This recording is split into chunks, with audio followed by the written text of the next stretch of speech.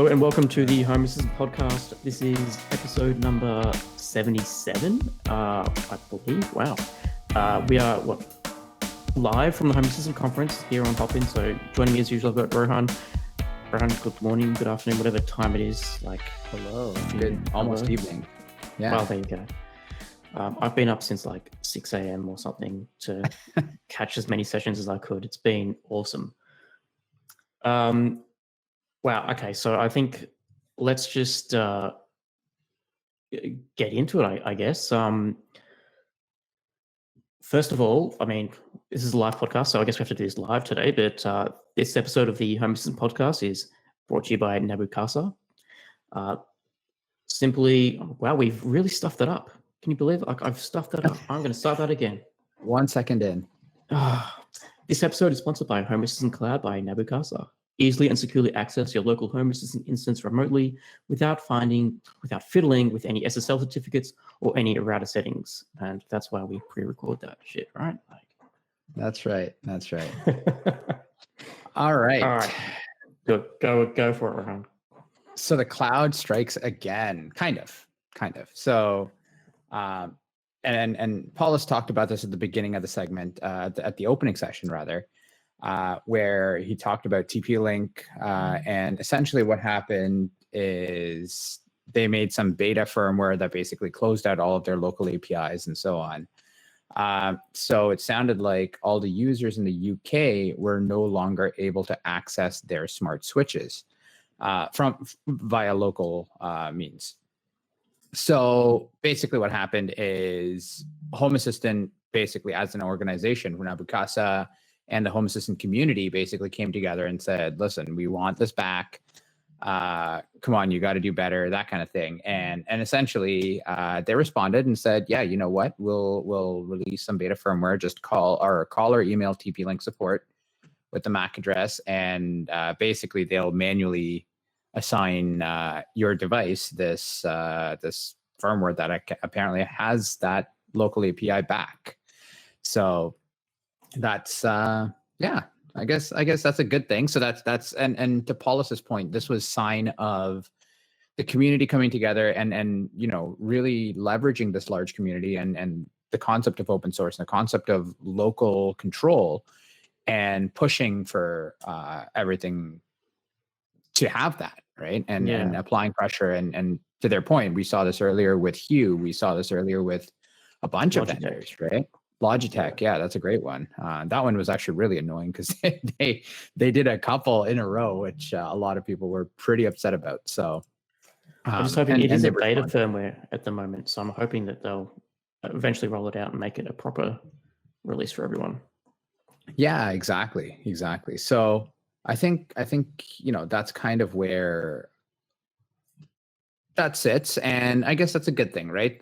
It's a little annoying that I guess you have to go in and email them or contact them rather than that just being there. But hopefully they bring that back into one of their production releases, into their GA releases, and I'm hoping that's just the case now because it's beta. So yeah. All right, but we don't want to talk about that anymore, do we? That's the boring stuff. No, I think yeah, that's done. All right, that's done. All right, so Home Assistant Conference 2020, it was virtual this year. If you weren't able to attend because of obviously the pandemic, I think it actually worked out, or for me at least, being in Australia, being able to actually attend a conference actually worked out pretty decently. There was a range of talks. I think I watched someone automating a fireplace live today. That was fantastic, right? Couldn't go could have gone either way. At least he's got his eyebrows still, so that's always a plus. But I think the big takeaway to come out from the conference today was, of course, that Home Assistant 1.0, which was here finally. We've been talking about 1.0 for how many years now? I know. Right. And as quick as it came, Frank sort of poo-pooed on that. And I think during the final keynote, they've changed. It's no longer called 1.0. They're now going to a calendar release schedule. So the next version, the version we're talking about today, is 2020.12. And moving forward, that will be the release structure. So year, dot, month.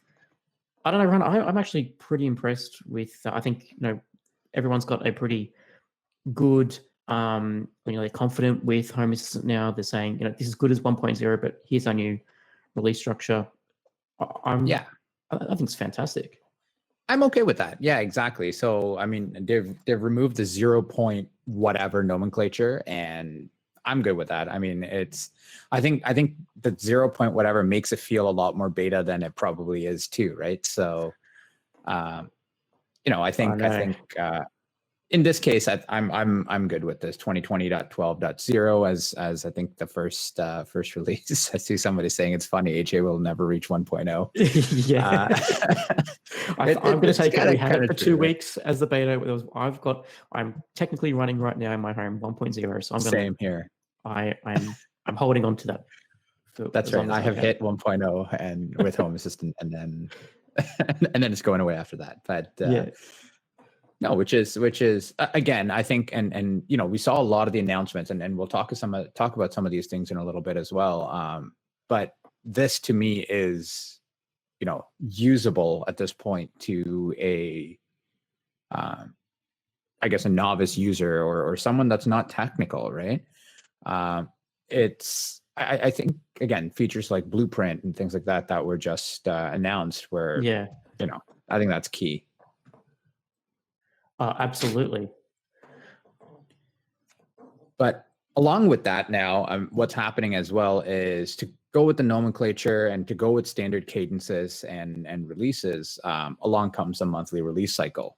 So, what that means is great, 2020.12, 2021.1, whatever that release cycle is, that's really starting to go and move to a 3-week release cycle, from a 3-week release cycle to a monthly release cycle. And I think Frank mentioned this in the closing session, which was, it's a little easier for people to follow rather than needing a calendar basically to keep track of that. I know, Phil, for ourselves, we subscribe to the release calendar that the Home Assistant team puts out, and that's how we know when we're recording episodes to some extent, right? We have no idea just because of all of this stuff that's happening as well. Just because it's 3 weeks is kind of an odd time to have, right? 2s make sense, 4s make sense, but 3 I think was a bit, because you could never really, it was just that odd number, right? But I think beta moving forward is still only going to be a week. So if Home Assistant is releasing on the first Wednesday of the month now, the beta will be released on the last Wednesday of the previous month. That's right. And Chris Lawson kind of came up with a good thing in the chat there, which is, does this mean podcasts are only once a month? So Phil, why don't you talk about what's happening with that? So obviously we have tried to follow the Home Assistant release as much as we can, launching on the same day as the release comes into. So what we're planning to doing next year is keeping with that. So there will be a monthly podcast episode, but we're going to just rejig the episodes a little bit. So I think as Home Assistant moves into bigger releases, we're going to need more time to talk about Home Assistant, especially if there's big, monthly features that are coming out, like blueprints and everything like that. Like the time we talk about, the monthly release will be, an hour into an episode and then getting to a guest. So I think moving forward, we're going to try to do a release episode, and then that's also going to give us more time during the month to pre-record and do other recordings like our spotlight episodes, and I think guest-focused episodes. So we can really get, diving deeper into your, whoever is on the show with us. We've had some great guests, even in the last 6 months where we've been like, damn, we could keep talking to you. We're already over an hour and we could keep talking to you for another hour at least, right? So allowing us to go in and really, pick people's brains about that automation that we can't go as further enough in that, half hour, 45 minutes that we're usually left with, I think is going to be great. And plus, we've had so many emails coming through to us, to feedback@hasspodcast.io, oh, you should do a spotlight on this, spotlight on that. And, Rohan and I are like, we just haven't had the time to do it. So I think monthly releases are going to really help us make more episodes for the podcast as opposed to less, I think. Yeah, and Phil and myself have kind of gone back and forth a few times with this as well, right? In terms of, how do we actually do this? We both of us want to get out way more spotlight episodes than we actually have gotten out. But it's just, again, it's a matter of time, right? Both of us have full-time jobs, which keep both of us extremely busy. So, it's I think this is kind of a bit of motivation to do that, right? And kind of go back to that same cadence we used to have, which used to be every 2 weeks. And then when we do every 2 weeks, and at that point, it's 1 week might be release, 1 week might be special episodes, whatever that is, right? So I think that just allows us a lot more flexibility in terms of time as well. And this podcast, as little time as it takes in our day, it actually does take up quite a bit of time, and more so for Phil, who credit to him, who does all the editing and everything as well, right? And typically puts most of the show notes, if not all the show notes, together as well. I just kind of show up and usually still mostly asleep. And yeah, I mean, you do draw the short end of the stick for when it comes to having to work on something, so I think that's fair. Yeah. And of course, as I said, this is a live podcast, so we are going to have mistakes everywhere. But do you want to bring in James? I don't know James, are you there? And can you talk? Good evening. Good evening. Hey, James. Hey, James. So we've got James here today because we've obviously got people in the chat, and Rohan and I have got so many things on our list here to get through. So James is going to be in the chat answering questions, or if you've got any questions for us, James is going to collate them all. And I think at the end of the podcast, we'll have a little Q&A session with everyone, a bit of a debrief. I know I want to talk about, a lot of stuff that's happened in the conference today. So we're just going to keep it free for all. We will kick James out and pull people in as required. If you want to chat and then bring James back in, of course. If you want to come on and chat as well, if you're comfortable with that. So yeah, let James know in the chat if you're happy with that, James, of course. Yeah. Let's use the hashtag spotlight tonight. So if you've got something to really throw at Phil and Rowan, let's use hashtag spotlight. Keep the Q&A going in the comments. There's some fantastic interaction going on there, but hashtag spotlight if you really want the attention. Perfect. And Frank just said he'll bump the limit, so that's greatly appreciated. Yes, thank you so much, Frank. Well, I'm looking at that time. I'm like, I'm stressing about the time, but no, if Frank's got our back, yeah. So that's good. Love it. All right. Go for. I think Rohan, do it. Like, just drop it. Let's do this. Home Assistant Blue. This is something I think Phil and myself, we've kind of been pretty excited about when this announcement dropped and we found out, and so there's a lot to unpack here. So it's based on the O2 it's based on the Odroid N2 Plus with 4 gigs of memory. Comes wrapped in a really nice limited edition metal case, made from aluminum, it sounds like, which is a limited run, and which actually looks really, really awesome. And I was just watching the chat, and as they were announcing that on the main stage, and people were like, "Hardware? Are you gonna make a box? Are you what's happening?" Right? And like Apple's one more thing, right? Like, where's the one more thing coming in this announcement? That's right. And I think to me that's it's that excitement, right? And I'm also kind of excited for it, and I do think I'm gonna get one of those. Again, whether I do really like my setup right now, so maybe I won't use it. I'll probably just get one for the sake of having it, and I do really think it's really cool.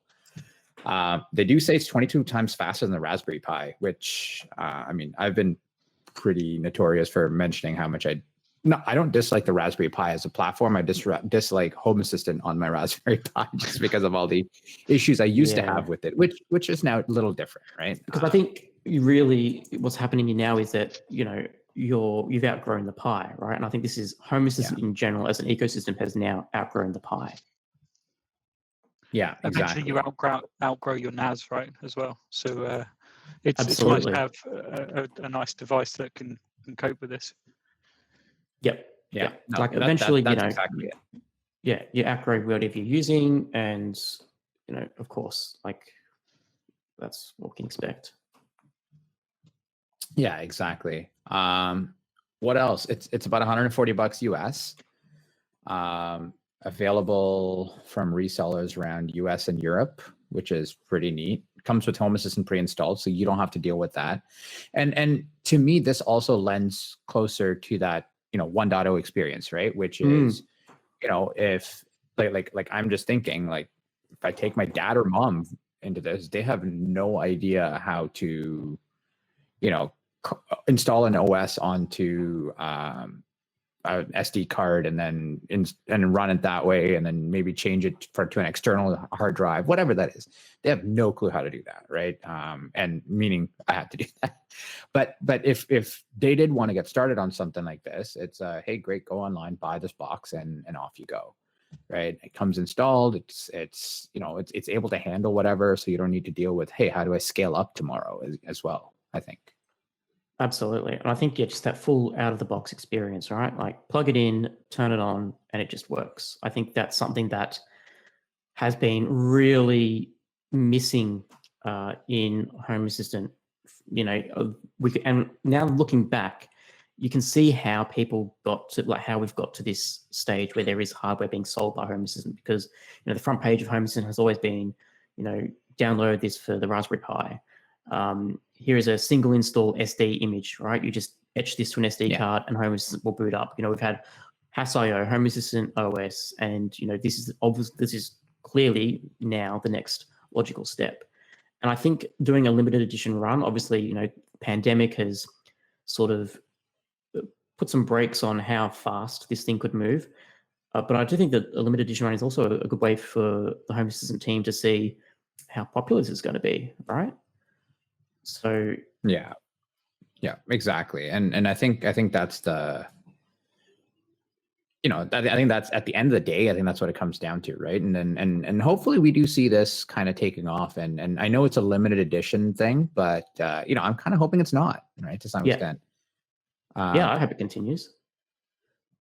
Yeah, absolutely, right. And Andrea's making me chuckle here, going, this is a terrible gift because people will just fall into the rabbit hole. Man, you're so right. Oh yeah, can you imagine you give someone the gift and it's literally opening up someone to an addiction, right? The first one's for free, and then you get them in this addiction. So you can. What was that? Sorry, James. Sorry, what was that, James? You're then on speed dial for the next 6 months once they get ramped up. That's true. That's true. Hey, should I do Philips Hue or should I do IKEA Trad-Free? What do you recommend? Oh man, like where do we go from here, right?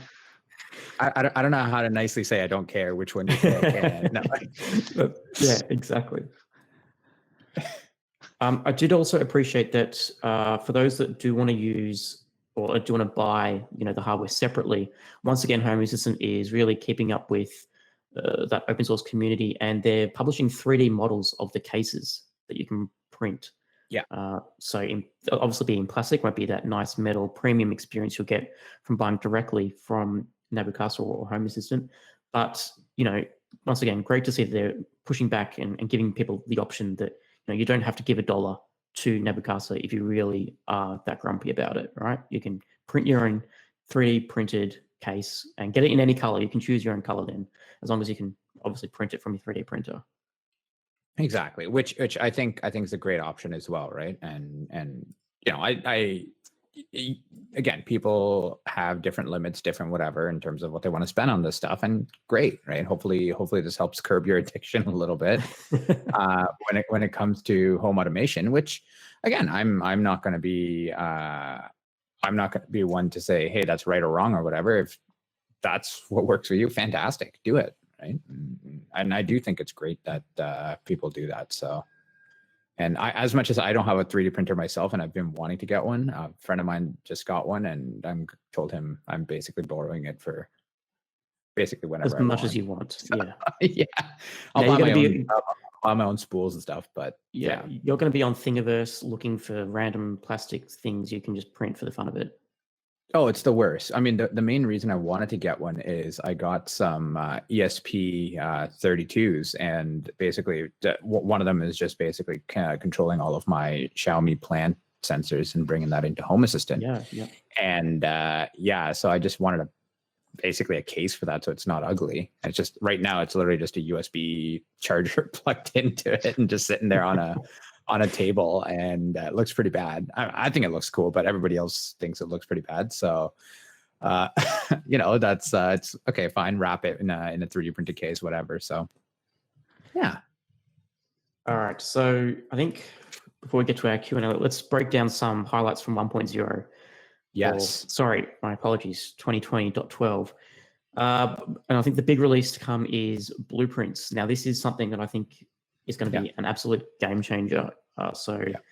Blueprints are they're shareable automations, and you can put in basically placeholders. So if you want to share a blueprint or an automation that you have of a light turning on, you can then share a blueprint that can dictate where people need to put in their entity ID for a binary sensor, like a motion sensor, and their light to turn on or turn off. It uses the Home Assistant UI. So once they've put in their blueprint, users can then, or whoever downloads your blueprint can then go in and select, yes, I want to put this motion sensor for this and this light for this, and it just works. I think this is the next evolution. Previously we've had GitHub sharing gists, YAML code in forum posts, blog posts. I'm guilty of that as well. I think this is going to be the next evolution of, really basically one-click installs of people being able to install automations. There's already some automations up on the community forums. And I really think they've done a great job here. Just paste a URL to either a GitHub gist or I think a community post into your Home Assistant instance, and it will download the blueprint for you. One thing that I am really looking forward to, and I hope they implement this in the future, is I think blueprints could be expanded to Home Assistant packages.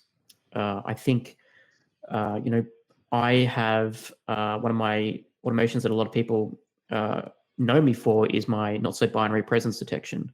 And that uses a whole bunch of input selects or input helpers, device trackers, and automations. If I could package that up as a single blueprint, and you were then able to just have a select a device tracker, and it would create a input select for you, and it would do all the other magic for you, that would be an absolute game changer. So I really hope, obviously this is just the first release, but I do hope I can see blueprints rolling out to a lot more than just automations and scripts.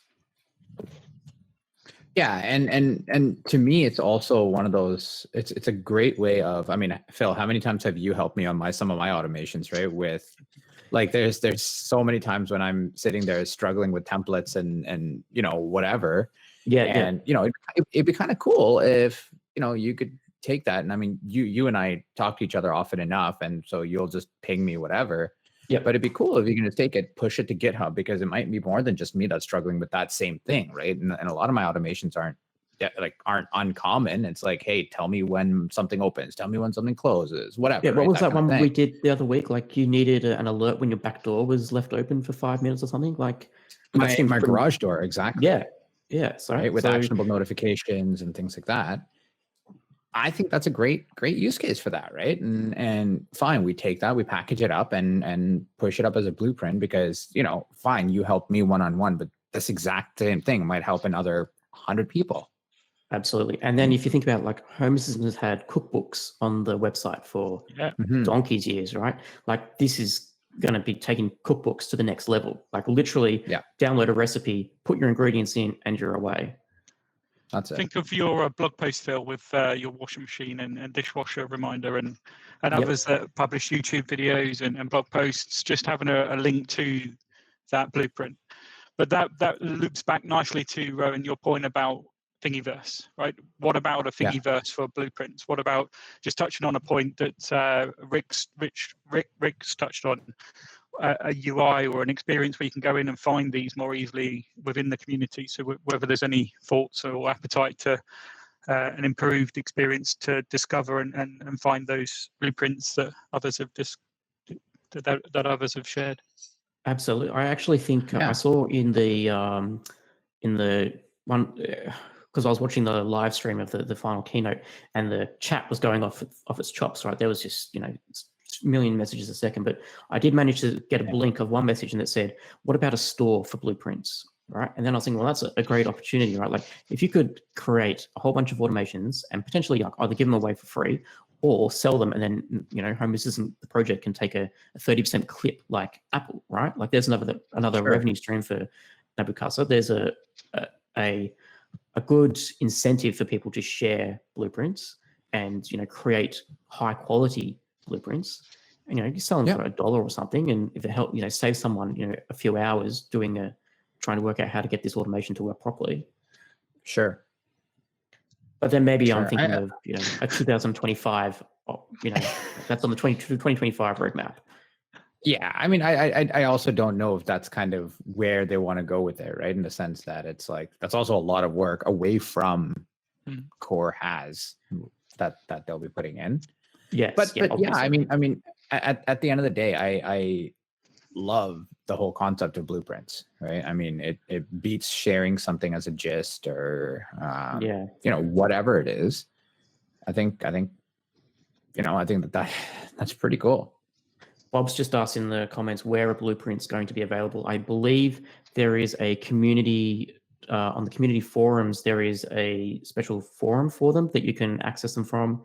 And I believe there's going to be either somewhere in the Home Assistant website, similar to a cookbook, there will be a list where you can find a whole bunch of gists of where people have uploaded them to GitHub as well. So in your Home Assistant install, if you go to configuration and blueprints, you'll see all of the blueprints. You'll see whatever's there is there, and then underneath you'll see discover more blueprints. And if you click that, that basically takes you to that same community that Phil was talking about. Yeah. And you can see again, like the one that they demoed, saying with the 5-button remote for lights, great, it's there, and you can take it from there. Troy and Bob have both posted the link from the community, so let's put that in the show notes. Perfect. Yeah, definitely. Perfect. All right. Another thing, Rohan, that I was actually really excited to see in 1.0 is the ability to disable devices. And this doesn't seem like a huge thing, but when it comes to, the time of the year, it's Christmas time, having a device, I have a switch, right? And everything, all my automations are set up correctly. They're fine. I have a Christmas tree light switch, and then I put it away for a year, and it sits in my Home Assistant entities marked as unavailable for, 11 months out of the year. So being able to just, toggle it away for 11 months, I think is going to be fantastic.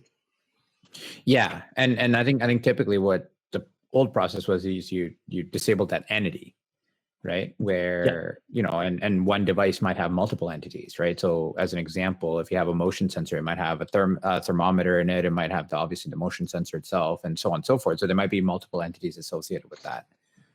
I think that's where it kind of comes in. Also helps when you're deving in production, right? And you've got a couple of half a dozen ESP home boards that are on and off whilst you're building out ideas, and just to be able to mark them as disabled is. James, you're doing it wrong. Production is development. What are you talking about? That's right.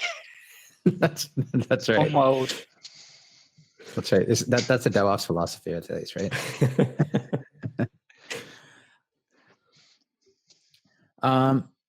Somebody asked, Barney asked, is there going to be versioning for blueprints? I don't know. That would be kind of cool. I think that would be interesting, but I don't know, can you make versions of your own blueprint? I'm sure you can, but will that auto update to everybody else? I don't know. I guess it also then leads into a point of what happens if, I've done a blueprint of a feature that Home Assistant no longer supports in, 3 years' time, and people are still trying to use it. Will you have the ability for a blueprint to say I'm compatible up to this version of Home Assistant, sort of thing? Mm-hmm. Yeah, it's and I mean, a breaking change happens, whatever, and now templates work differently. Great. Well, does that mean that my blueprint is broken for everybody? And if my blueprint is broken for everybody, does that get traversed back? That's a great question, Barney. I have no idea. Time will tell. That's right. So now entities can be assigned to areas. So, areas was this concept that was brought in, like a year ago, maybe more, something like that. It's been a while. And it's funny because I always add my entities to areas, but I never, or sorry, not entities. I always add my devices to areas, and I don't actually do anything with them, or do anything with the areas. But you know, I it's what's that? Appreciate the hard work now, Rowan. Appreciate the hard Oh, work. absolutely. Now there's actually good reason for it, right? Especially with the blueprint things, and in the demo you saw some of that as well. For those of you listening after the fact, I mean, go back and try and watch that. It's in the final closing session on how the blueprints work, and you know, the areas actually come in pretty handy. Yeah, and I think this having entities finally in areas is something that was just that missing piece of the puzzle for me. You know, I've never really personally used areas because most of the things were using YAML, so they weren't proper first-class devices, so they weren't being able to be assigned to an area. But now, with entities being able to assign to an area, it's much neater. So I think that is. I think that's more useful.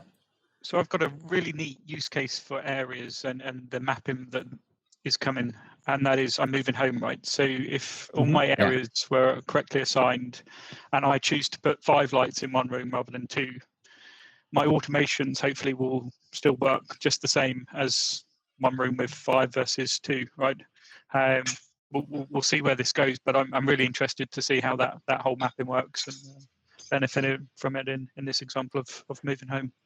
So would you be doing something like, you know, if the area, like if a living room motion sensor goes off, then turn the lights on in the area living room, for example? Is that something that you're trying to achieve? Yeah, or the devices are tampered with in that area. If you've got zones or something that perhaps you're working with a couple of areas that equal the ground floor versus the first floor, second floor. Just nice not to have to hard shift all of the entities and every automation if you just concentrate on an area and map it through the UI. Yeah, definitely. Yeah, exactly. And Lewis in the chat actually brought up a great point of, you know, my alarm system device is in the basement, but all of its entities are scattered all over the house. Obviously, you might have door open close sensors, whatever. Yeah. Right. You know, that might be something happening there too. So I think this really helps in that case too. So. And I know there's been a lot of love for the Zigbee to MQTT project, and something that's come out in 1.0 is the ability for MQTT scenes to now be supported in Home Assistant. So I believe Zigbee to MQTT is either in beta or it's just been released. They can now control Zigbee scenes, so you can have, you know, lights, a group of lights turning on and off based on a scene on the Zigbee protocol. That can now be exposed to Home Assistant via a MQTT scene, which is just going to make that integration a whole lot better. And I think there's going to be a lot of other potential use cases, especially with Home Assistant using Z-Wave to MQTT. So as that starts getting fleshed out, you know, you could have Z-Wave scenes, Z-Wave, you know, device groups being controlled through these MQTT scenes. So it's probably a pretty niche feature to be added, but I think it's one that a lot of Zigbee to MQTT users will find very useful. Yeah, and you used that, right, Phil? Or I did, but I've moved over to the Decon stick now, just for that's right. Better. That's right. I found the CC22531 a little bit finicky. Couldn't get it to mesh properly with all my mishmash of Osram gear, Xiaomi gear, but the Decons just works perfectly. Yeah, and apparently on the Decons software, you can also change channels and stuff like that, which is really nice too. Because I know ZHA is lacking on some of that stuff. Really? I heard that that's something that they're looking at. I don't know how true that is or not, but on the ZHA front, because right now for you to change the channel, like it's not in the UI, right? It's like a 30-step process that I looked at, and I was like, I'm not dealing with that. I'm good with it being half a second behind or whatever. I'm fine with that. It's not worth it. That. Yeah. So now it can be changed via YAML. I think that was more recent, but I thought there may be something else behind that. I have to revisit that, Andrea. I think you might be right there. Definitely via YAML. Yeah. I think that's going to leave. So that I think as I said, it's a huge release. So we are doing a live podcast recording today. So I think it's only fair that, people are in the comments. Throw some questions. If you want to come up, we can sort of add you into the call as well. James, what have we got from the comments so far? I think you've both been doing a good job at picking them up as we've been going on. There's a lot of discussion about blueprints, which we've covered, and I think the main ones that there's mainly the where do I go to get them, how will they be versioned, which we've all covered. Blue's been an interesting discussion. So what's in this production run? If there's such a sellout, will there be future runs and more opportunity to get a device such as that? And I'll keep scanning, but I think definitely you're both on it. Well, so I think we don't know how much is going to be in the limited run. I don't think Paulus mentioned it in the keynote. If he did, I must have missed it. Frank's probably in the comments. He's probably like, I don't know how many numbers are there, suckers. I did ask. There you go. See? There you go. So I think, look, it does give that sense of I need to get one straight away, though, doesn't it? I think that's the idea of it, and I don't mind that. But I don't honestly. I think if this is going to be successful, if they sell out within, a month or whatever, I think there is no reason for them not to do it, unless it's it just becomes too much of a hassle and they don't want to become a hardware company. And I think that may be why it's a limited run too, right? Yeah. So I think I think that's a big thing there. Yeah, definitely.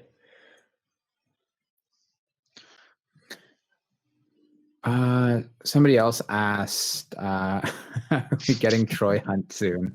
Working on Troy it. And more of Phil is a general theme. More Troy and more Phil. There you go. More blog posts from both. That's right. I mean, it's just a podcast, right? I've got so many things to do, right? Like, I wish I had more time. Actually, Rohan and I, we say the same thing. We look at each other's blogs and we're like, man, I haven't posted in a while. Then everyone's like, yeah. And then we look like, fuck, it's been years, man. Like, we've got to get that. Like, we've got to sort our shit out, right? Yeah, that's right. I look at my contribution back at beginning of COVID, middle of COVID through the summer, and I'm on it. And then there's this huge disruption in my world with work and projects that I'm involved in, and suddenly I just disappear. And my life is just full of those roller coasters of wanting to contribute, actually contributing, and then disappearing from this amazing community. And if I could just organize things where I could just contribute at a more regular pace and provide some detail and effort back into this evening's been fantastic to see what folks have contributed, and just to contribute a great post or an article that helps others is exactly what we're all here for, right? Yeah, absolutely. Yeah. And James, you've been really stepping up this year. Like, I've seen your Halloween. Yeah.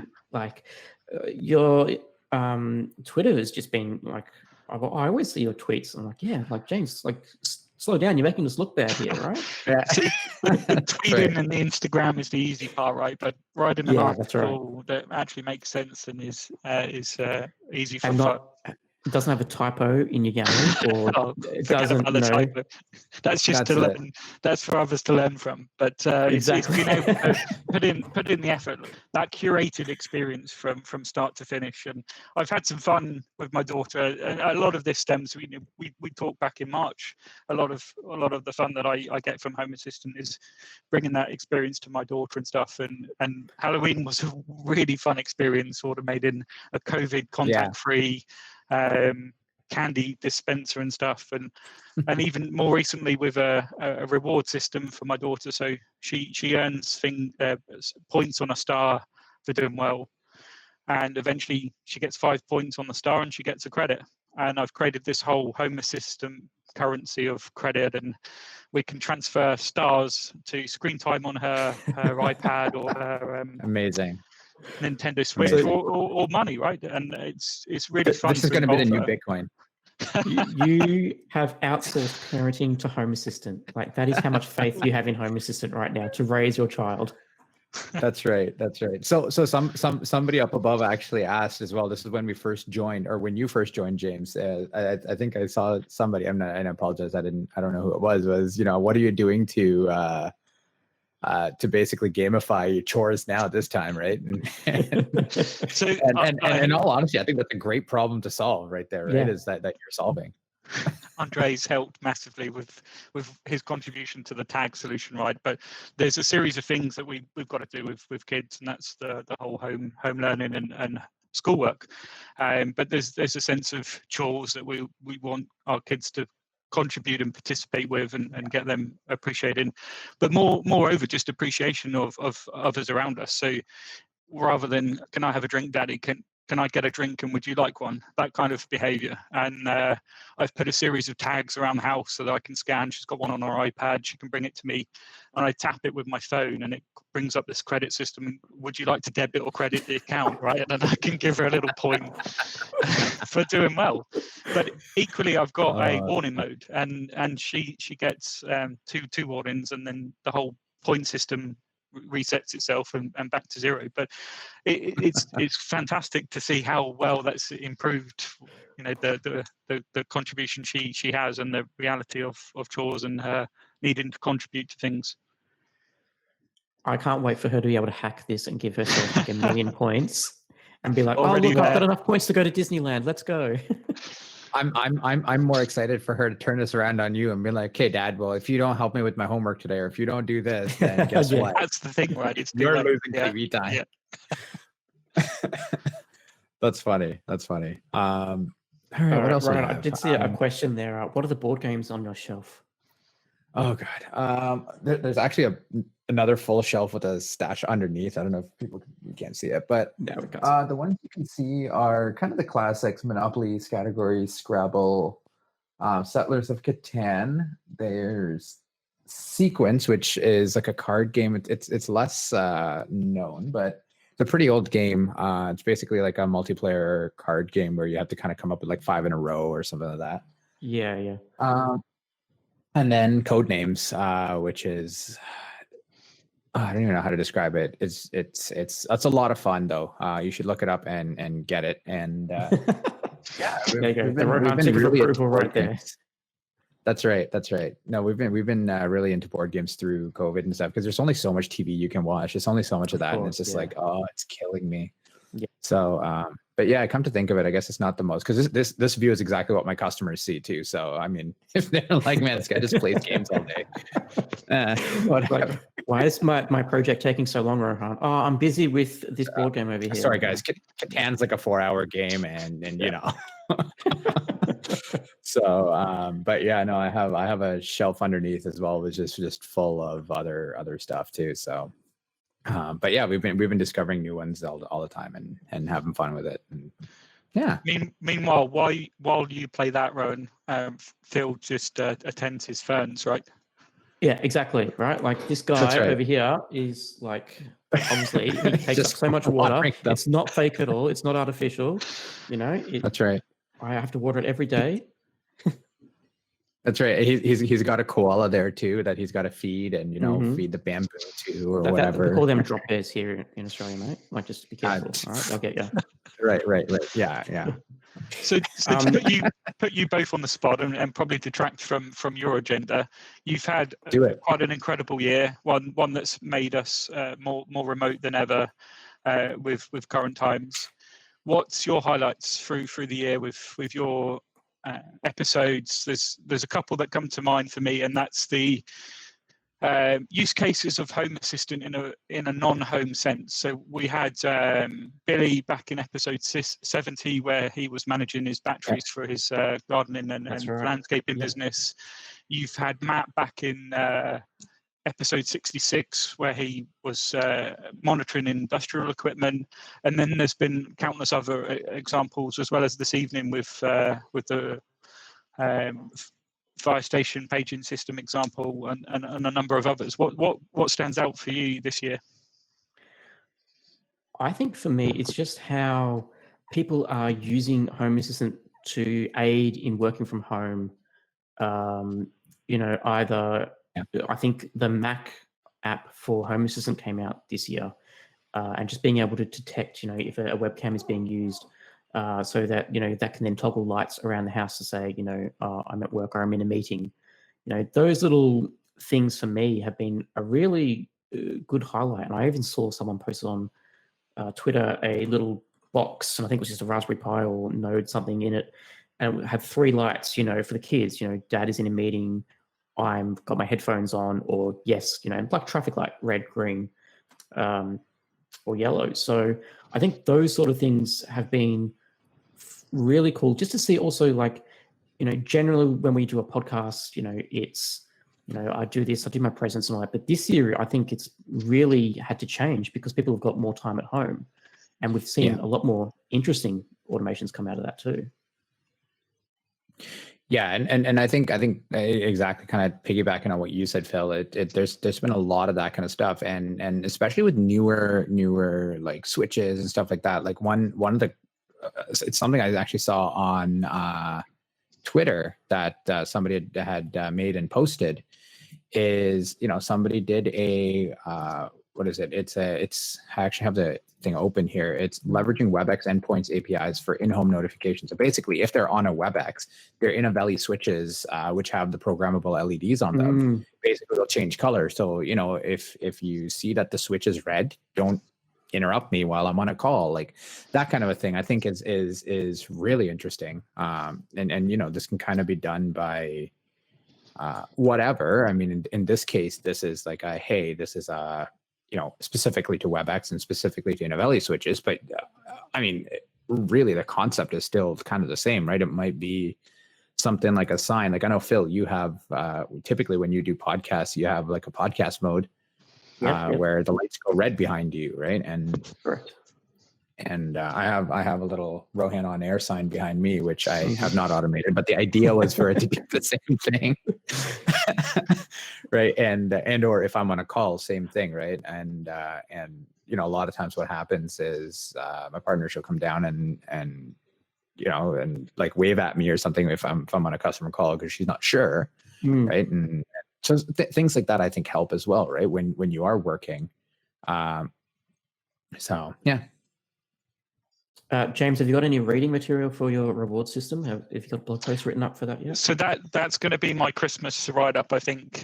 Given the year that I've been running against, there's probably two things for me that I'd like to post, and that's the kind of the way that I've leveraged DSP Home, more recently WLED with the Halloween display and things, but also the star reward system.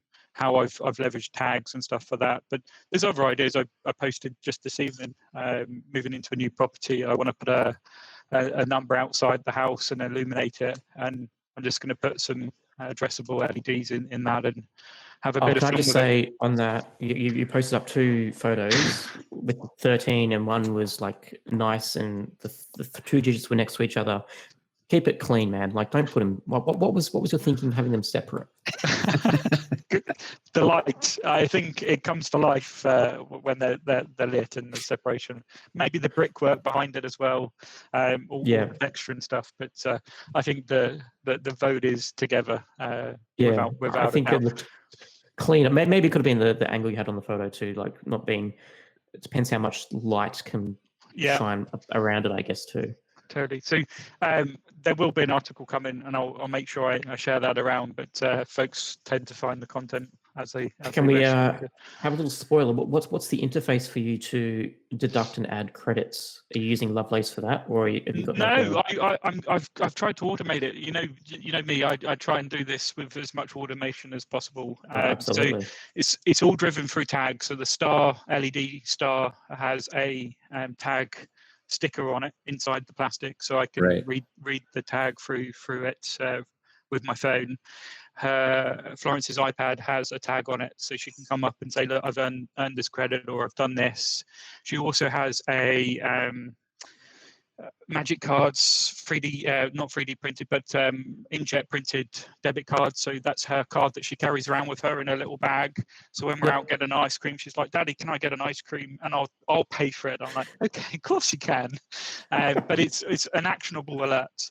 So as I scan one of those tags, I get an actionable alert that says stars and points earned, and I've got actions on that to reset the points, add and debit both stars and points, and then put her in a warning mode, which gives her the day to restore faith and correct her behaviour. Otherwise, at midnight that night, she loses the points that she's earned. And how do you deal with inflation? And good question. But there is a webhook into a Monzo online digital bank in the UK, and it puts some money into a.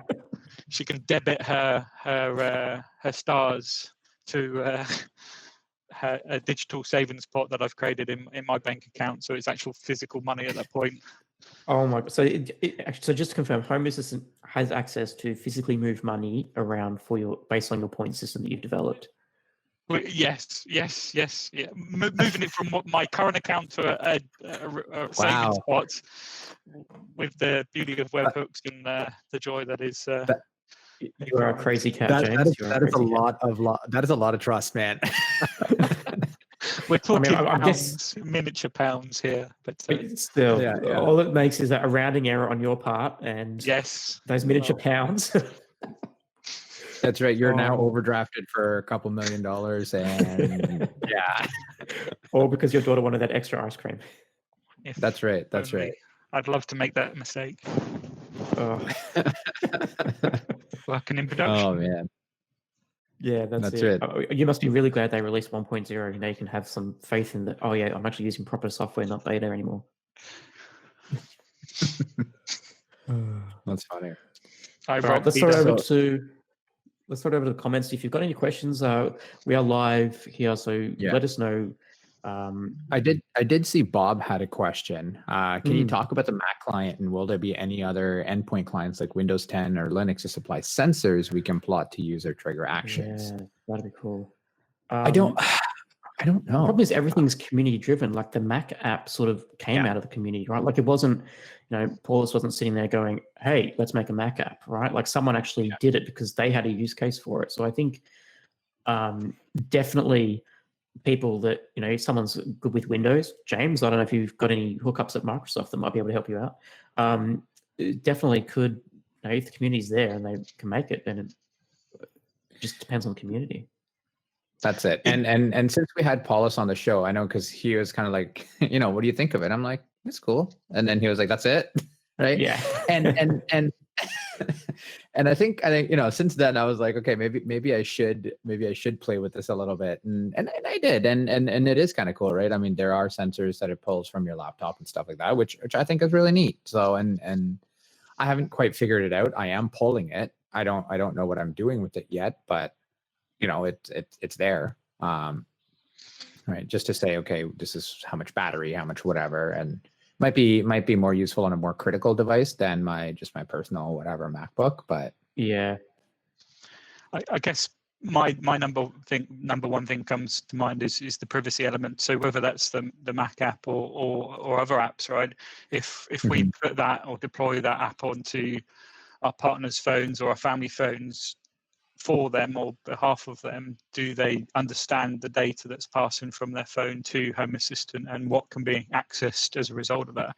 And I think it's something that we need to discuss. The privacy element of remaining within our homes and not in the cloud has been top of mind for Home Assistant.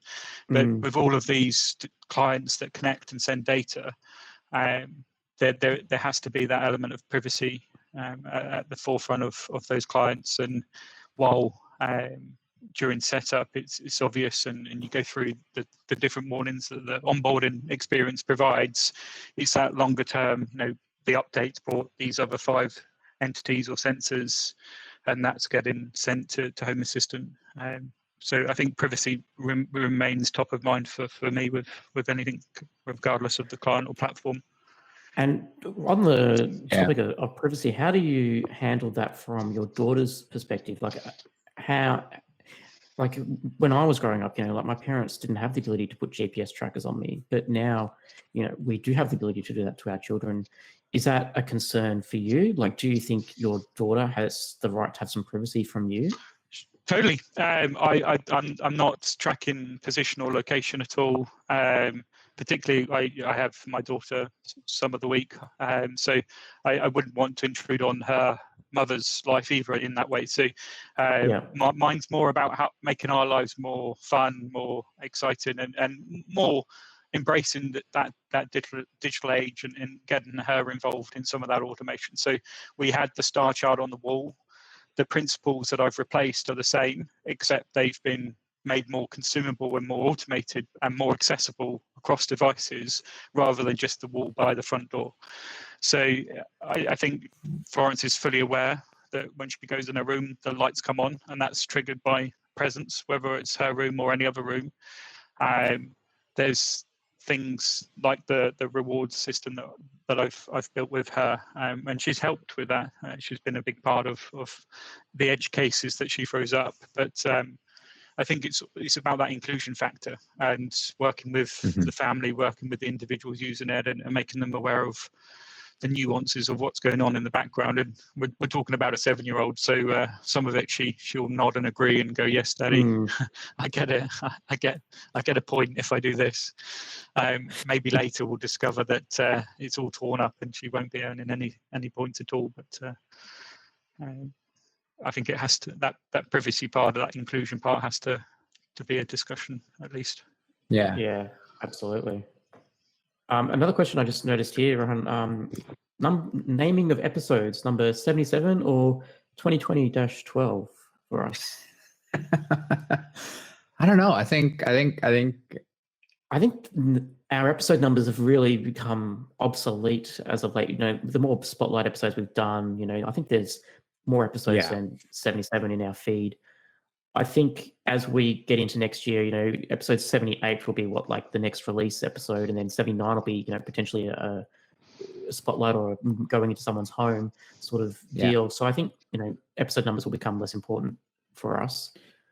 Yeah. Honestly, I mean, I don't know about you, Phil. I mean, even for me, it's hard to keep track of hey, this person was on this episode.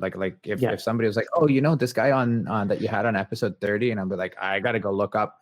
Not I'm not forgetting the people. I'm forgetting which person was on which episode, right? So to me, it's less about that. Whereas if you're like, "Hey, that episode with James, we talked about blah blah blah," then I think it's like, oh right, yeah, because I know who James is and I know what we talked about. I just don't relate that back to episode 60, whatever, or whatever. Now I have no idea. The thing with the date, the calendar versioning that has been introduced is that sense of time in the product, right? So we're talking about automating baths back in March, episode 63 or something. I couldn't tell you when that was, but I know the date roughly because I was joining you with it. But it would be fantastic to correlate episode 77 or 63 with that date and go, right, this is how we've moved on in that year, just a year alone, how things have moved on with Home Assistant, but also the devices that we're working with. No, totally. And I think Troy found a way to make it more complicated by going 2020.12.77. Well done, Troy. Thank you for that. The 77 is kudos to you both, right, Rowan and Phil. Thanks for pushing this out every month and every episode, because it's a delight for me to listen and interact with the podcast, and moreover the community aspect that comes on the back of listening to an episode. So more live episodes, more episodes seeing your faces, because you are the show, and then the community that brings it together. So look forward to 2021. Yeah, I mean, me and Rohan always say that I think we get the best end of the deal, because we get to pick people's brains, either in the recording or after the recording, right? Like James, how long did we talk after your episode, right? There was so much we could have added to the episode had we kept recording, right? So, Rohan and I are very privileged that we get to talk to these people not only on the show, but also, after the show as well. I think we love it just as much as everyone else does. Well, and that's the thing, right? It keeps us coming back, right? I mean, it as much as I am not a morning person. I'll be the first one to tell you that. And I think the first episode 1, I think I woke up at 4 in the morning or something like that to Oh, record that's right. that. Yeah, And, yeah.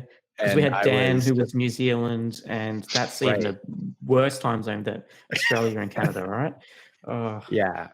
Yeah, it was not fun. But yeah, between Phil, myself, I think usually one of us gets a short end of the stick in terms of who has to either go to bed super late or, well, usually one is going to bed super late and one's waking up Yeah. super early. And or sometimes I complain. Phil's very accommodating in the sense that I'm typically waking up on my weekends at like 8, which again, having no children is still early for me. But it is what it is. I'll deal with it, right? And we try. I try to share the load as much as I can, but sometimes, and depending on when, we go into daylight savings time, then that for 6 months of the year it works better for us. 6 months of the year it doesn't work as well for us. I mean, I remember someone commented once, "You should both be in the same room." Well, yeah, that'd be nice. We'll fly business class. Right? I'd love to. Yeah, that's it. But it is what it. I mean, they're not wrong. I would love to be in the same room, but again, there's a slight geographical difficulty we have. But and Troy does make a good point, and we do try to accommodate for guests as well. Especially Europe does make it hard. I think having to triangulate a time zone, across 3 time zones, it does get tricky. So, I think and that's probably a good point to why the monthly release schedule is going to work better for us, Rohan, because we'll have more flexibility in terms of when we can record. I know last year we missed out on a few guests because the weekend that the release fell meant that they were out of town that weekend or whatever, and the time zones just wouldn't work. So yeah, fingers crossed. I mean, we said this last year too, but fingers crossed that we'll have more episodes for 2021. That's it. And a couple of live ones thrown in for good effect. Yeah, I know a lot of comments here today. Live ones seem to be, so we'll have, I think maybe we'll do a few release episodes live. I know Paulus and Frank have sort of kicked off that on Twitter as well, so we don't want to cut their grass though, right? Too many live streams. That's right. But yeah, I mean that's something that might be kind of interesting for Phil and I to tackle as well. Yeah. And we also have to keep in mind that not every guest is accommodating as you, James, and is happy to come onto a live, session with everyone around. So, we have to be careful with that as well. Yeah. And I gotta say, James, you again, and I know we've kind of we talk offline once in a while too, and in terms of growing, right? I think you've done a tremendous job. I remember the first time you messaged us and you were like, "Hey man, I'm super nervous. I'm super, whatever." And this time we're like, "Hey man, do you want to come do this with us?" And you're like, "Yeah, totally." Right. So, it's I think, credit there too, James, to you. So next time there won't be moving boxes behind me and tackle all around, and we'll get the camera on as well, right? And we'll play Guess Who's in James's background. That's right. Though I think you were, if I remember correctly, you were on video last time. So, to confirm that James is a real human being. So we vetted him. Don't worry, he's real. That's right. He's not this, from the future that's got his kids using cryptocurrency to earn rewards for ice creams on the weekend. That's 2021. That's right. That's right. I think somebody mentioned James Coin above in the chat. So before closing off, there's obviously the great work that you do with the podcast. There's the release cycles and stuff. What have you both done that's impacted your lives? I know Phil's had a significant change in his world this year that's probably disrupted his automations a little bit and brought some new edge cases along. What's your call outs? Okay, so I think I was very blessed to have a little daughter this year, my first daughter, and she was a great podcaster. She made sure that she was delivered in an off week, so we didn't have to adjust our schedule too much. I had Frank on standby in case I couldn't make it, but no, she came right when we wanted her to. So I've had a lot of fun automating things for her. I've done things around the Amazon Echo Media Player. I won't say her name. I almost did. The Amazon Echo Media Player component. Basically, I can tell the little lady there, turn on nap time, and depending on what room that is set in, will, basically close the blinds, turn off the lights in that room, as opposed, so it's contextually aware of where it is. So I think that has been a game changer. I've also put a lot of Zigbee buttons around the house, to track how many times we've had to change her nappy. That has unfortunately stopped now because it's just too frequent, so we can't be bothered doing it anymore. as happens. And does that tie back to your Grossy? Absolutely, it does. Yeah. Nice. But yeah, I think it just becomes too variable. Like, yes, you can mark one nappy off, but then of course, as soon as you take a nappy off and then it's time, oh, the nappy's off, now are we? And then you've used 2 nappies and it just becomes, it doesn't become reliable data anymore. So we've stopped that. But yeah, I think that's been the biggest change to me, and something that I've had fun doing. I think I got to a point this year where I, with the pandemic and, being a bit cautious on spending money, I think, especially with, a newborn on its way, I sort of didn't have any new gadgets to automate. So, having the ability to use existing stuff around the house and just finding new ways to automate what's already here has been really fun. Rohan, what about you? What have you done this year that's really stood out to you? Not a whole lot, man. No, I don't know. It's in terms of me, again, it's been more just same thing, right? Pandemic's kind of given me a little bit of time to fix up some stuff and redo some stuff, and I changed teams at work as well. So now that means I had to pick up a bunch of other stuff, but I'm also trying to see how I can integrate some of that into my day-to-day with Home Assistant as well, right? So I think for me, it's a lot more just maintenance that I had just kind of ignored over stuff. What did I do? Some of the big things I ended up doing with Home Assistant specifically were I got rid of my Raspberry Pi. So I had a second Home Assistant instance, which is running my Zigbee network. I got rid of that because it was just too unreliable for me. Yeah. Took it off, moved it all to my my single Home Assistant instance, which is running on a container on a server, and that took up. I actually learned quite a bit with that with Docker and stuff like that as well, and which is great. So no, I think that was really the big thing. Just changing up a bunch of my network and redoing some things, and then a couple of days ago decided to re-IP my Lutron controller, which ended up breaking everything, and it's still not fixed. So right now, still not fixed. Lights turn on. No, so it was, which is always fun. So it's just this constant. And that's the joy of home automation, right? As soon as you change something little, it has a knock-on effect, right? That's right. And and that's it. So I've been doing a bunch of that kind of thing. I've been wanting to jump in a little bit in terms of, like, hey, let me try and leverage this API to do whatever else. So that kind of thing, which hasn't really gone too far because some of that stuff just started like a month ago. And really it's just around me trying to figure out what I want to do and where I want to go first, and then do that. But yeah, I mean, it hasn't been as productive as yours, Phil. It's for sure. How about you, James? I know you mentioned you're moving.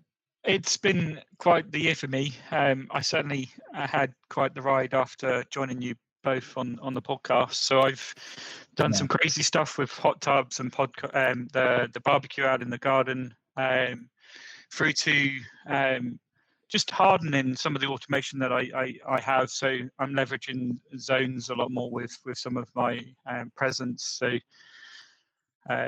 just integrating more of the great integrations that Home Assistant has with what I do, and then having some fun with projects. So Halloween was fun in this little community that I live in.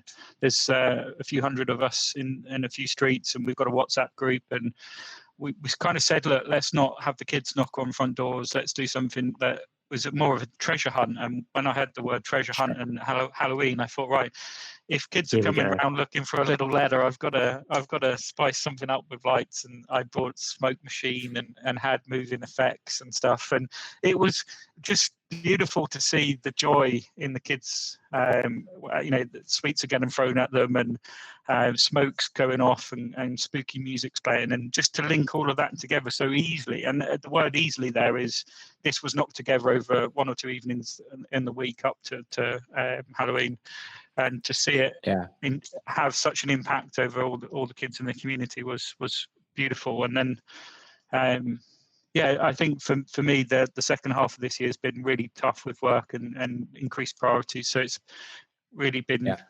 fixing bugs and driving home fixes to stuff that maybe have failed on my part. So it leads nicely into how do you prioritize your stuff, right? So we're all increasingly in demand across work and personal lives.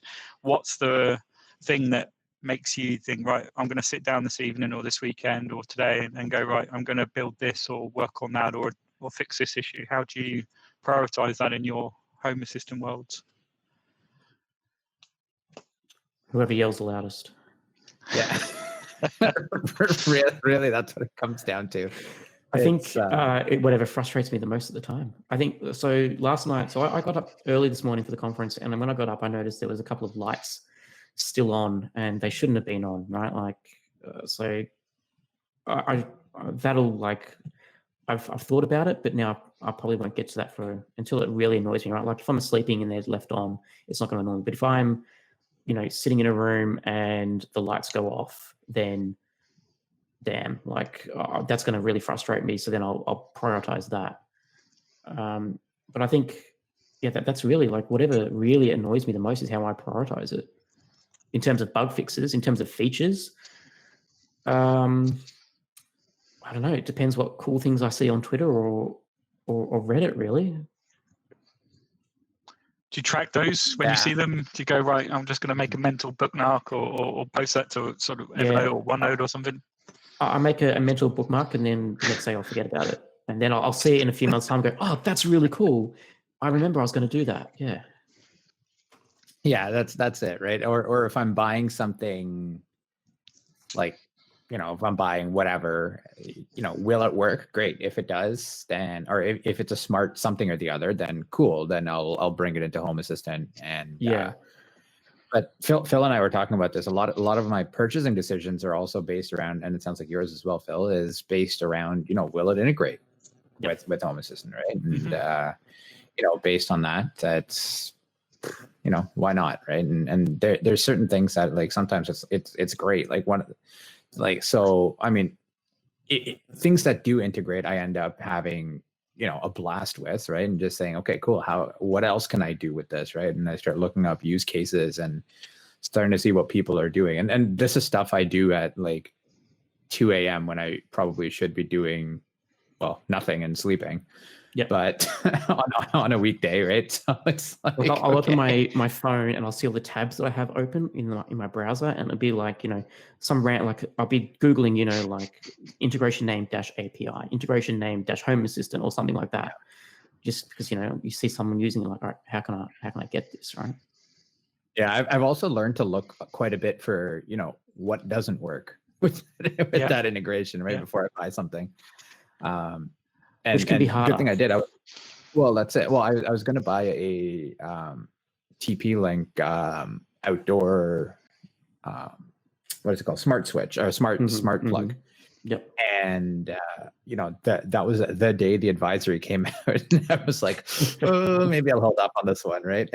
and then now obviously it's okay, just give them a shout and whatever. And then the sale ended, so I was like, okay, guess I'm not buying that. Yeah, bad timing on their part. Yeah.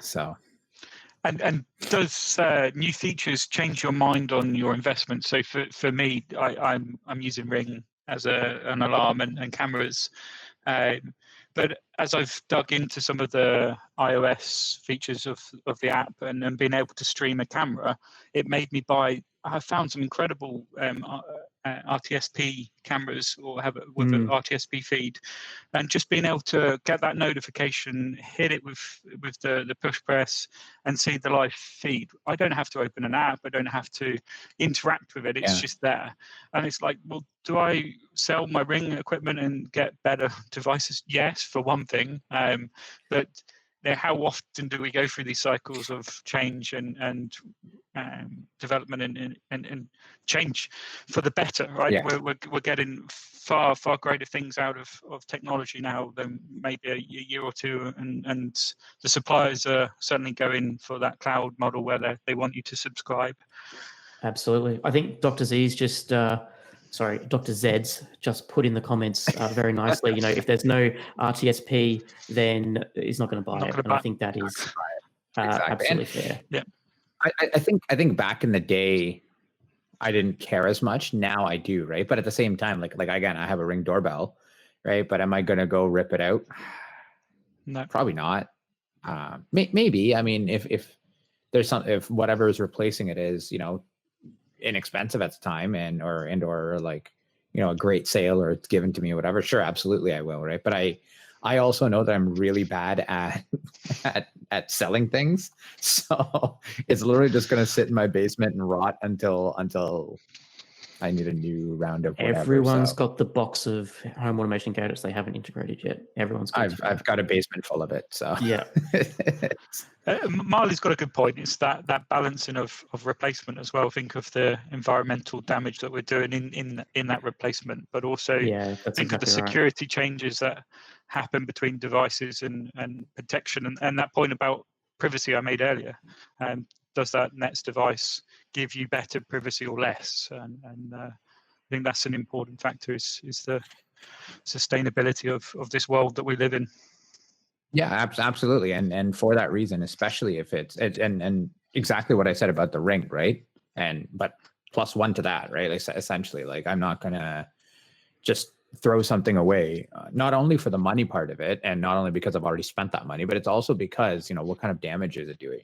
If it's something like, again, like that's not going to cause that damage and going to greatly improve my quality of life, sure, I'll weigh it, right?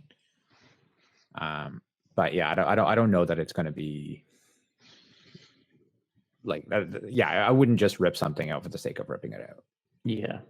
Ronald has just asked, what do you guys think are the best doorbells with RTSP? I think I had a friend ask me yesterday, I see you got the Ring camera. Do you recommend it?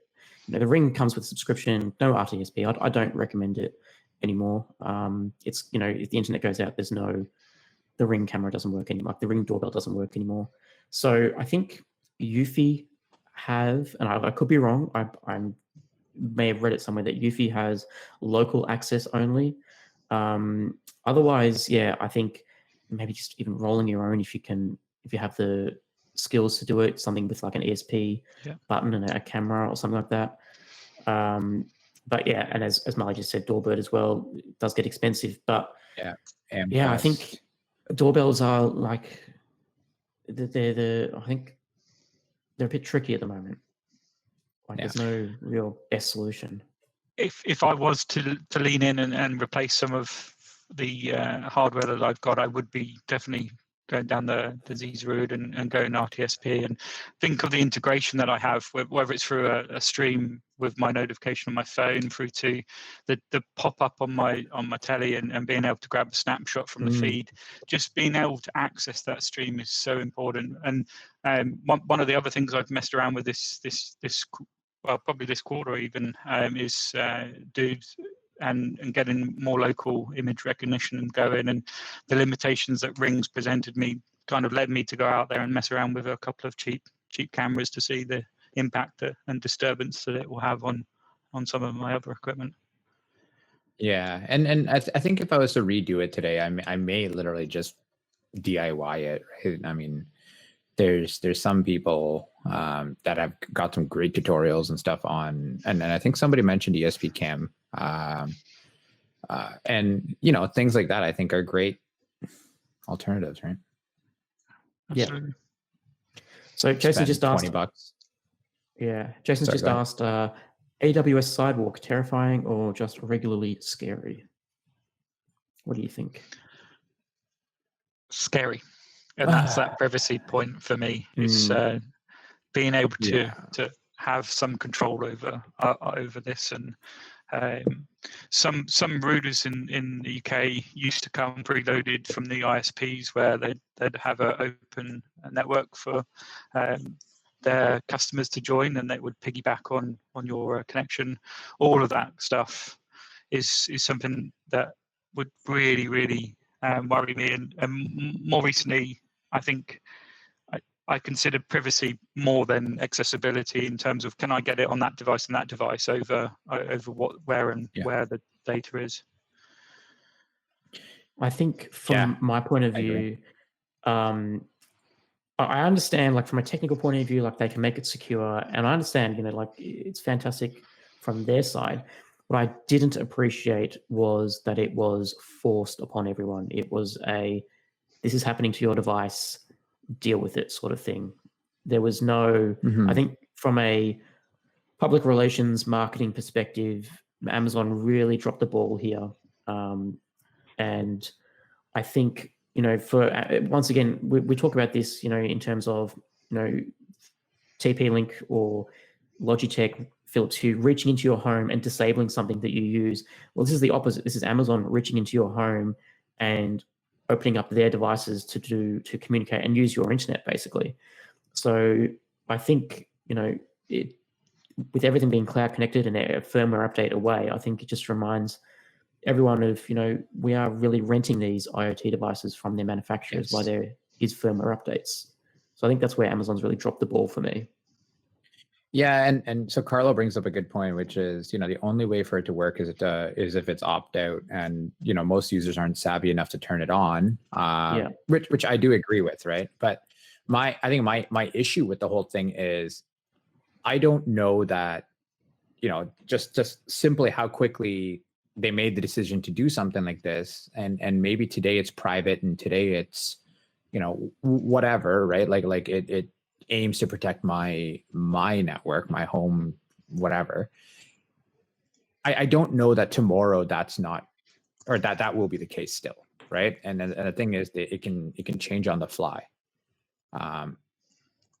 So I think, there's some level of discomfort, right? And I think the other thing is also, it comes back to, if I fat finger something, that's on me. If you fat finger something, that's on you, but it's affecting me. Yes. You being, whether, I mean, in this specific case, it might be AWS Sidewalk, but it might be somebody else that's doing something else, right? One thing I will just, and as a PSA for everyone, because Andrea's just sort of mentioned, disabled it immediately. I also disabled Sidewalk immediately as well. Well, actually, when I logged in to my Amazon app, it was already disabled. So it was a bit confusing. Amazon sent out an email saying, we're going to enable it. And then a few weeks later, they have started slowly enabling it for people. So if you already have checked your Amazon app and it is disabled in your account, go and check it again, just to make sure that they haven't turned it back on, because I know that's what they were doing. Right. Which also, left that really bad flavor in my mouth, all right? 85 people are now opening their Alexa app and checking their privacy. That's it, right? That's it. But yeah. What devices use Amazon Sidewalk? I believe it's all of the Echoes. I don't know. Yeah, all the Amazon Echoes, and there is, I believe, the Ring. Anything in the Amazon ecosystem, basically. So Ring doorbells can also use it, and then all the Ring stick-up cameras as well. Anything that. Oh, okay. Yeah. Peter clarified it's Echo Gen 3 and over. Okay. Okay, there you go. So yeah, basically, I think it's a way for Amazon to create their own mesh Wi-Fi system, which works well if you have spotty Wi-Fi in your home and you can tap off a neighbor's access point that's closer to your outdoor camera, maybe. But yeah, I don't know. It's just a little bit like, I don't like the idea of my Netflix being slow because my neighbor's piggybacking off my Wi-Fi through my Amazon Echo. Yeah. I mean, it is what it is, but I would turn it off. Well, I did turn it off, or I plan to turn it off, whatever. Yeah, just don't do the lazy return thing it and off. forget How's about it, that? right? Yeah, turn it off again. I Make sure it's definitely still remember. off. No, no, it's I did look, and I'm going to take a second look for your concern, Phil. I think that's a good call out. Right. So. All right. What open alternatives exist for Amazon Echoes? We'll just take this one as a last one. Oh, yeah, that's a good question. There was one that a couple of people were looking at. Well, because remember there was Snips, which then got bought out by Sonos. It got cut. And they said, nah, we're keeping Snips for ourselves. There was one other one that Mycroft has been called out as an example, and then there's Almond. So thanks for sharing those. Almond made that, like Home Assistant made that really big announcement about the Almond integration. I was actually a bit disappointed that at this year's conference it didn't get an update. I was hoping that was going to be, like their next big thing as well, right? Because I think that is, a very exciting project, particularly with machine learning going into that space as well. But yeah, I think the problem with local voice control is that, and to Dr. Zed's point here, that, once you get to local control, it really is based on the processing power of your computer and how well those local voice processing systems can act, right? And I think that's where the cloud really is required here, because there's so many, different people and machine learning that can make them really accurate, right? Yeah, and Carlos got a good point too, which is the bar is set very high. Okay. Well, did the event just end? Well, hopefully people can hear us. Well, James. Okay. Well, I guess I'm alone. So welcome to the Rohan podcast. All right. I don't know what happened to Phil, and hopefully I don't get kicked out as well. But yo, hey, I can hear you. Can you hear me? I can hear you. Frank is. Oh, voice is back. Okay, cool. We're back. Frank just messaged me saying, I don't know what happened, and we're trying to let James back in. There we go. There's James. Back. There we go. Session feedback. Okay. Apparently, Stone Obscurity can't hear me. Can you still hear me now, Stone Obscurity? Hopefully.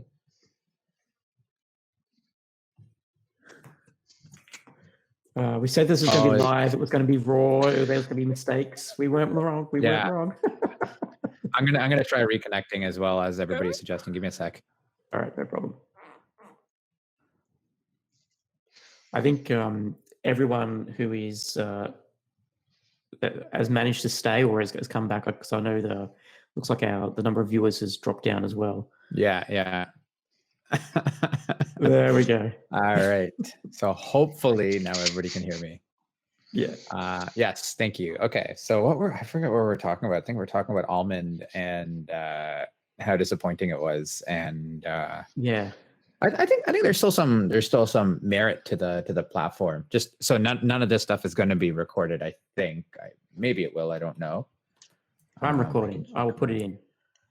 Okay, perfect. We will do that. I think my audio is still going too, so we're good.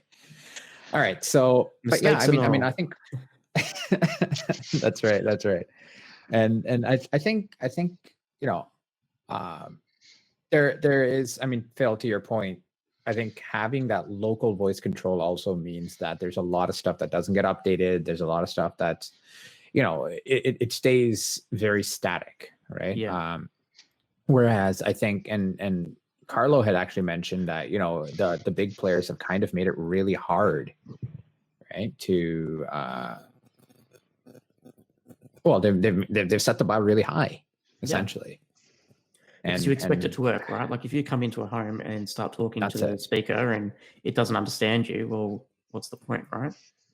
Yeah, and honestly, I kind of agree. I can't disagree with that. I think that makes perfect sense. And I think, Rohan, you rely a lot on voice in your home as a control input, right? So if it's not accurate enough, then what's the point? Yeah, exactly. And I mean, like my girlfriend gets upset enough when the Amazon Echo doesn't reply back when she says her name and like the trigger word and whatever. Yeah. Right. Let alone something that's not set, right? Or that has no kind of intelligence behind it, or maybe there's intelligence. I guess that's not fair. I'm sure some of these have more intelligence than maybe Amazon is offering and things like that, but it's still, I think at the end of the day, especially if it's open source hardware and things like that, I mean, the mic is only going to be so good and whatever, right? Until a lot of that stuff can come in and basically overthrow the Amazon Echo and Google Homes of the world, which I do think there's a complete possibility for. I just don't think it's there today. Yeah, see, I use mine for interrupts. So interrupt and intervention. So if I want to change the music or change the lights, then I'll intervene with the voice assistant in the room. But I still go with automation as my primary driver for all of my behavior in my home. And then probably third is an app, or more recently I'm kind of falling back to tags, so a series of tags around the home. That's probably my third interaction, and the app and Lovelace is now falling to fourth in how I kind of plan things out. Exactly. Tags being able to bring the physical world into Home Assistant is like a game changer. Yeah, that's it. Philip brings in more philosophical view of the voice assistant. I'm terrified of the fact that a machine can talk to me. Sometimes, you know what really creeped me out is I forgot that like whisper mode was a thing or whatever. Oh, yes. I think one day I was kind of like, because I think it was like 3 a.m. or something like that, right? I was working or something like that, and whatever. And I'm going to bed, and my girlfriend's gone to bed, whatever. And I'm on my way, and I was like, I don't want to wake her up, so I'm not going to be like, hey, turn off the lights. Yeah. Right. So I whispered it, and she whispered back, and I just got this, just like the shiver that went up my spine. I was like, wow. At 3 a.m. Yeah. Just saying, replying good night back to me, and I was like, okay, that's the end of this one. I'll just turn the volume down. Yeah, and I can't deal with that. Oh man. All right. So I guess that's pretty much going to wrap us up. I think that little interruption there was probably a good breaking point anyway. But I think, Rohan, this is 2020 done. I think we're going to be glad to see the end of this year with the pandemic and everything. That's it. Rohan's out of here. He's like whacking his microphone. He's done. He's ready to pack up for the year. That's right. Just smack the mic over. No, I think no, I agree, and I mean I think I'm looking forward to 2021 and looking forward to reconnecting with the community then. And when the next release is back, we'll be back. That's right. James, thanks so much for coming on and being our buddy here to monitor the comments while we're doing our thing. We've had a lot of technical issues. It's our first live one, but I think we got there all right. Absolute That's right. pleasure. I think we did decent. Yeah, thanks for everything you both do. And if you can hear it through the mic, I'm raising my glass to you at 11:15 on a Sunday evening. Thank you. Frank's also just popped a beer as well. Not just to yourself, but to the whole community, right? It's an amazing place to be part of and contribute and learn from others. So thanks for everyone joining and everything that you all do. Yeah, and thanks, and I think a big congratulations to everyone in the Home Assistant community, all the developers, for reaching 1.0. It was short-lived. Frank, poo-pooed that very quickly, but we did get 1.0 for a couple of weeks at least, or a week at least, to see Home Assistant 1.0 in the release notes section. So big up to everyone. 2021 is going to be great, and I think it's going to be a redefining year for Home Assistant moving forward. Totally agreed. And again, seconded. Thank you, James, and thank you to the entire community for doing everything you guys do. All right. Cheers, everyone. Thank you All very right. much. Cheers. Thanks.